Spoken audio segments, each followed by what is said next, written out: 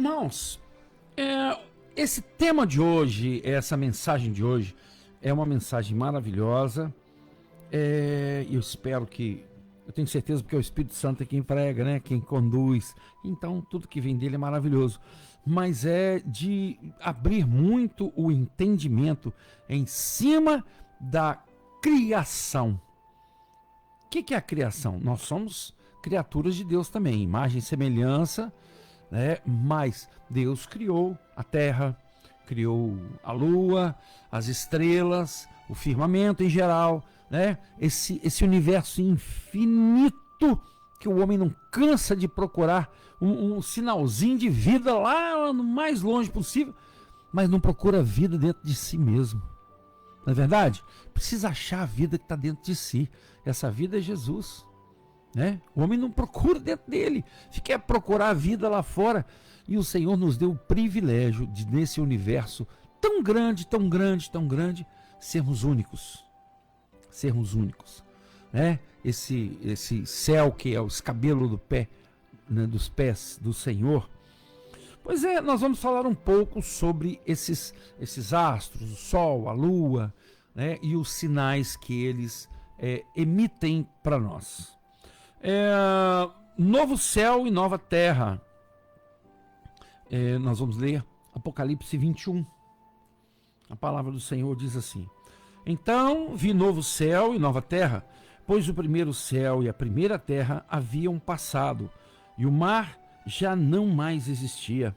Vi também a cidade santa, a Nova Jerusalém, que descia dos céus da parte de Deus, adornada como uma linda noiva para o seu esposo amado.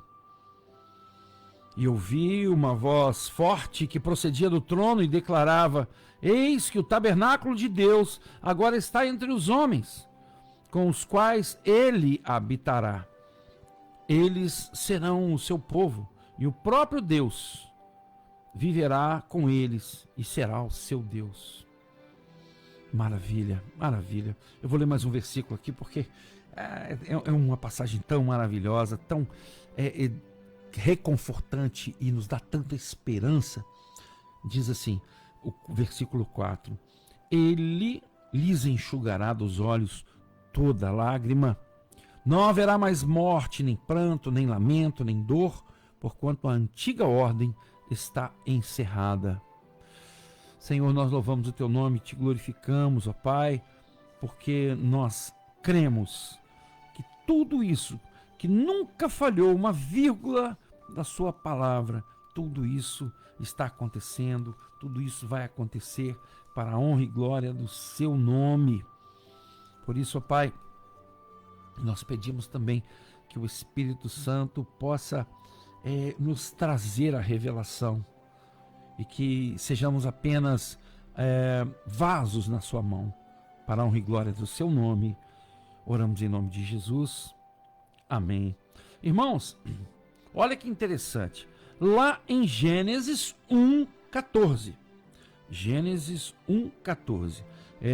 Isso aqui estava à tarde e amanhã. Esse foi o terceiro dia. Então, Deus disse assim, declarou Deus: haja luminares no firmamento do céu, a fim de separar o dia e a noite. E sirvam eles de sinais, para definir as estações, dias e anos. E que sejam também luzeiros no céu para iluminar toda a terra. E assim aconteceu. Servam eles de sinais. O Senhor fez o céu, a terra, né, o sol, a lua. É interessante entendermos que há nos estudos dos judeus uma colocação da seguinte forma: quando Deus dá sinal no sol, é para os gentios. Quando dá sinal na lua, é para os judeus. Nós em 2014 e 2015 foram 4 luas de sangue, todas as 4 em festas em Israel, Sukkot e Pessah em 2014, Sukkot e Pessah em 2015. 4 luas de sangue.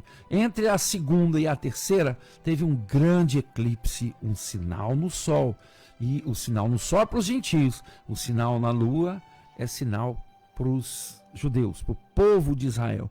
O Senhor não deixa de nos avisar, de nos mostrar a direção. Em tudo, né?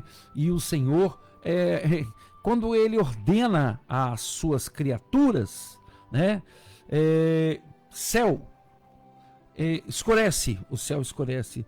Lua fica vermelha, sol escurece, o sol escurece. Terra treme, a terra treme. Homem vai pregar. Aí o homem fala assim: Senhor, hoje eu estou com preguiça. Das criaturas de Deus, a que tem essa preguiça, essa dificuldade em cumprir as orientações do Senhor, somos nós, os homens. Pregamos pouco, falamos pouco do amor de Jesus, falamos pouco do que Ele fez em nossas vidas. Por isso, Senhor, Mateus 24, Marcos 13, Lucas 21, falam muito dos sinais no sol, sinais na terra, né? Haverá terremotos e vários outros sinais, né? Então o Senhor usa a sua criatura para nos dar sinais da proximidade do fim. Apocalipse 16, por exemplo, ele fala: o quarto anjo saiu e derramou a sua taça sobre o sol, e foi-lhe permitido abrasar os homens com fogo, e os homens foram abrasados com grande calor. E aí o que os homens fizeram? Ao invés de entender que os sinais estavam acontecendo, eles blasfemaram contra o nome de Deus, que tem poder sobre essas pragas. O Senhor mostrou que em algum momento, que é o princípio das dores, eu entendo, isso é coisa minha, tá? Começou mais ou menos ali no ano 2000, 2001, quando teve a queda das torres gêmeas, que Sofonias fala sobre elas. Sofonias 1 fala sobre a queda das torres gêmeas, dia de alarido, de grande terror para o homem poderoso, queda das torres. Sofonias 1 fala sobre isso. Então isso aí para mim marcou o início desse momento chamado como princípio das dores. Não é a tribulação, não é o momento das dores, não é ainda os 7 anos de tribulação. Nós vamos ser poupados disso. A palavra do Senhor, ela é muito clara quanto a isso. Nós não vamos passar pela tribulação, né?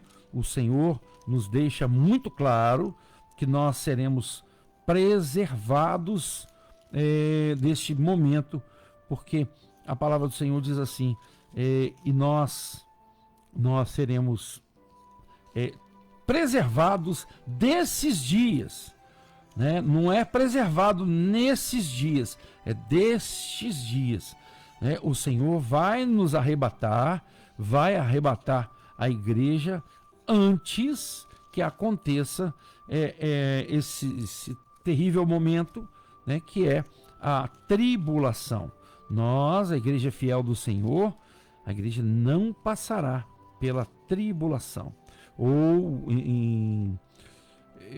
tem uma passagem que descreve isso como a angústia, o momento da angústia de Jacó. Nós seremos preservados. O Senhor vai nos livrar de tudo isso, né? Nós vamos ser tirados, e aqueles que ficarem, aí sim, vão passar pela tribulação, pelos 7 anos de tribulação. Daniel falou das 70 semanas, 69 semanas já se cumpriram com a crucificação de Jesus, né?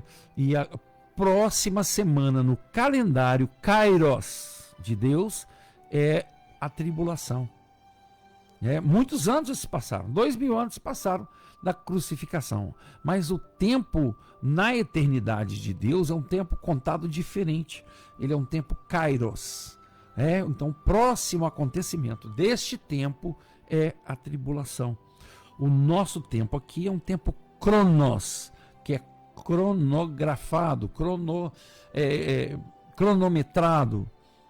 Então, o cronômetro marca o nosso tempo aqui na Terra, um tempo de minutos, de horas, e o tempo de Deus é diferente. Mas, irmãos, nós estamos caminhando para um momento de muita guerra. Os irmãos, não sei se têm acompanhado, Quem fica assistindo só Rede Bobo aí não acompanha nada. Tá? É importante que nós estejamos acompanhando as fontes verdadeiras de boas notícias, notícias verdadeiras. Porque nós temos visto, Israel, por exemplo, agora está fazendo um acordo de paz com diversas nações árabes, mas todas elas querem destruir Israel. Nenhuma delas quer verdadeiramente uma amizade com Israel. Por exemplo, os palestinos, eles não querem conviver com Israel. Na sua constituição consta que eles querem um Estado no lugar de Israel, não é do lado de Israel. Mas os outros árabes já viram que eles não conseguem vencer Israel. Já tentaram diversas vezes, já se uniram, países riquíssimos, por causa do petróleo, e só apanharam muito de Israel. Na guerra de 48, depois na batalha ali do canal de Suez, em 1954, depois a guerra dos 6 dias, em 1966, 67, a guerra dos 6 dias. Uma outra guerra foi a guerra do Yom Kippur, no ano de 1973. Em todas elas, os árabes se juntaram em várias frentes e apanharam muito de Israel, porque quem peleja por Israel, nós falamos um dia desse aqui, é o próprio Senhor. É uma terra especial, e ali se cumpriu um propósito de Deus. Isaías 66:8 recriou a nação de Israel. Quando se cumpriu essa profecia de Deus, o Senhor voltou, puniu Israel ficando sem ser nação durante muitos anos, mas profetizou por Isaías que isso voltaria a ser nação. E quando Israel volta a ser nação, aí o Senhor abraçou de novo aquele povo que nunca se dispersou pelo mundo. Eles não tinham uma pátria, mas eles não perderam seus costumes, não perderam a sua língua, a sua religião, e sempre mantiveram a unidade judaica onde eles estavam. Inclusive o Brasil tem muitos descendentes de judeus, muitos que vieram de Portugal na época da perseguição, da Inquisição, começou na Espanha, 1492, os reis Fernando e Isabel, na Espanha, perseguiram os judeus, expulsaram os judeus, e depois Portugal também fez, com o consentimento de Roma, tanto Espanha quanto Portugal tentaram converter os judeus à força, à religião de Roma. E isso é histórico, tá? Pode procurar em qualquer fonte histórica que vocês vão ver isso. A Inquisição, procura sobre a Inquisição, período negro que foi esse. Mataram muitos judeus, tá? Mataram na forca, mataram nas fogueiras, prenderam muitos, e muitos desses que estavam presos vieram para o Brasil. Quando Portugal, em 1500, descobre o Brasil, precisou colonizar o Brasil. Então ele mandou esses portugueses presos, que eram chamados cristãos novos, mandou diversos deles aqui para o Brasil para colonizar. Porque a Holanda quis tomar posse, a França quis tomar posse de partes aqui do Brasil, E então, assim, por ser muito grande, Portugal estava tendo grande dificuldade em administrar essa terra. E aí Deus preserva o seu povo, preservou a unidade, preservou os costumes, e Israel renasceu venceu as guerras que os árabes se uniram contra eles. Agora, vários países, inclusive o Irã, que tentou bombardear Israel, chegou a mandar 500 mísseis e drones contra Israel, e praticamente não aconteceu absolutamente nada, porque o Senhor desvia os mísseis, desvia os drones e deu inteligência muito superior ao povo judeu para desenvolver armas de defesa. O exército de Israel não é um exército de ataque, é um exército de defesa. Israel conseguiu repelir esses ataques do Irã, e com isso ele intimida todos os países árabes. E é por isso que eles estão agora fazendo esse acordo de paz, e nós podemos ver sobre esse acordo de paz em Apocalipse 6, que fala, deixa eu abrir aqui para você ver. Observei quando o cordeiro abriu o primeiro dos 7 selos. Em seguida, ouvi um dos seres viventes exclamar com voz de trovão: vem! Olhei e diante de mim estava um cavalo branco, e o seu cavaleiro empunhava um arco. E foi-lhe outorgada uma coroa, e ele cavalgava altaneiramente como vencedor, determinado a vencer. Irmãos, esse cavalo branco aqui não é o mesmo de Apocalipse 19. Isso aqui é a falsa paz. Tá? Se você observar, aqui ele está com um arco na mão. Ele é guerreiro. E lá quando Deus fala sobre Ismael, ele proclamou uma bênção sobre Ismael. Ismael é o pai dos árabes. Ele fala que a descendência dele seria como um jumento bravio, seria guerreira. Porque as armas que Jesus usa não são essas aqui não. Jesus nunca usou um arco na sua mão. Na verdade, lá em Daniel, qual foi a arma que Jesus usou para destruir aquela estátua que Nabucodonosor sonhou com ela? Foi uma pedra arrancada sem a ajuda das mãos. Lembra disso? Não é verdade? E aqui em Apocalipse 19,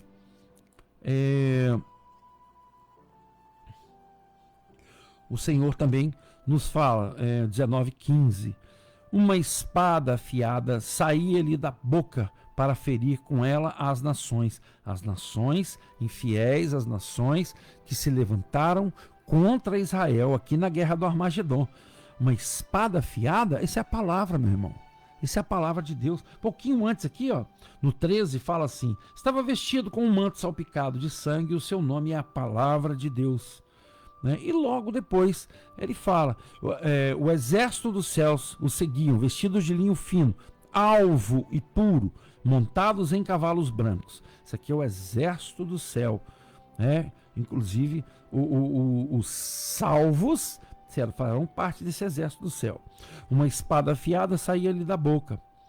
Mas o único, para nós nunca esquecermos o sacrifício que Jesus fez por nós, o único que tem o manto salpicado de sangue, manto branco, mas salpicado de sangue, para que possamos sempre lembrar do sacrifício que ele fez por nós. Mesmo lá no céu, mesmo lá no céu, porque apesar dele não se chamar Jesus lá no céu, você sabia disso?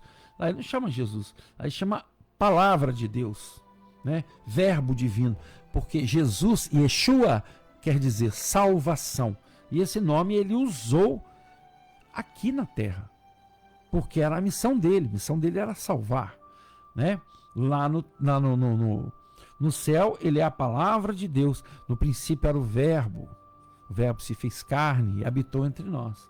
Lembra disso? Pois é, o que Jesus usa como arma é uma espada afiada que saía-lhe da boca, e não um arco. Jesus nunca usou arco. E outra coisa muito interessante aqui, que caracteriza mesmo que não é Jesus esse cavaleiro branco, é que, presta atenção logo no começo aqui do 6, observei quando o cordeiro abriu o primeiro dos 7 selos. Jesus já está aqui. Jesus é esse cordeiro que está abrindo os selos.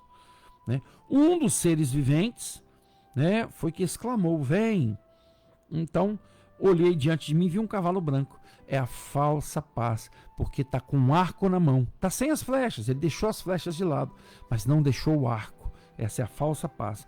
E os outros cavalos são os correspondentes às bandeiras dos países islâmicos, que são os grandes inimigos de Israel, que querem destruir Israel. Já falei sobre isso aqui, né? O cavalo preto, o branco, o preto, o vermelho e o verde. Verde, não é amarelo, viu? É verde, né? Porque no original é chloros. Chloros quer dizer esverdeado, tá? E se você procurar, você vai ver que as bandeiras islâmicas quase todas são dessas cores, né? Quase todas, 95% delas, né? Tem essas 4 cores, ou pelo menos, por exemplo, a bandeira da Arábia Saudita é verde e branca, né? A do Irã, verde, vermelha, branca, escrita em preto. Então são em cima dessas cores, essas bandeiras. Isso é revelação do Senhor, tá bom? Então este cavalo branco aqui não é o cavalo branco de Apocalipse 19, tá? Ali é Jesus, o verbo divino, a palavra de Deus. Aqui, né, é a falsa paz feita com os próprios árabes. Irmãos, entenderam? E como vai ser o final desses dias agora, né? Já estou encerrando, já está bem, o tempo já espichou hoje, né? Então, em 2 Pedro, a palavra diz que entretanto, o dia do Senhor virá como ladrão, no qual os céus desaparecerão ao som de um terrível estrondo, e os elementos se desintegrarão pela ação do calor. A terra e toda a obra nela existente serão expostas ao fogo. Irmãos, o que Pedro viu aqui foi uma explosão atômica, foi uma guerra, né, do mais alto nível, porque o fogo que tinha naquela época, na época de Pedro, era um foguinho mal de queimar um capinzinho, queimar uma árvore, né? Aqui o que ele viu é o som de terrível estrondo, essa explosão de bomba. E os elementos se desintegrarão. Elementos o ferro, o bronze, o cimento, né? Então não foi. Pedro teve uma visão do futuro de uma guerra tremenda. Mas a promessa de Deus para nós é exatamente o que nós lemos, né? Apocalipse 21, e assim encerrando. Então vi novo céu e nova terra. E nessa terra nós vamos viver o milênio, né? Você se lembra do milênio? Apocalipse, Isaías fala, onde o lobo e o cordeiro se alimentarão juntos. O leão comerá feno, do mesmo modo que os bovinos se alimentarão.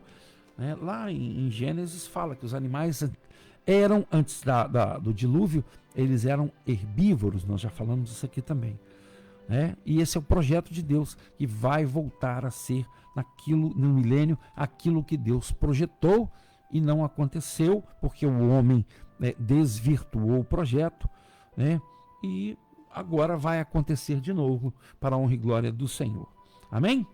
Nós vamos ouvir o louvor Quantos Fiéis. Essa é a palavra do Senhor para o seu coração nessa tarde.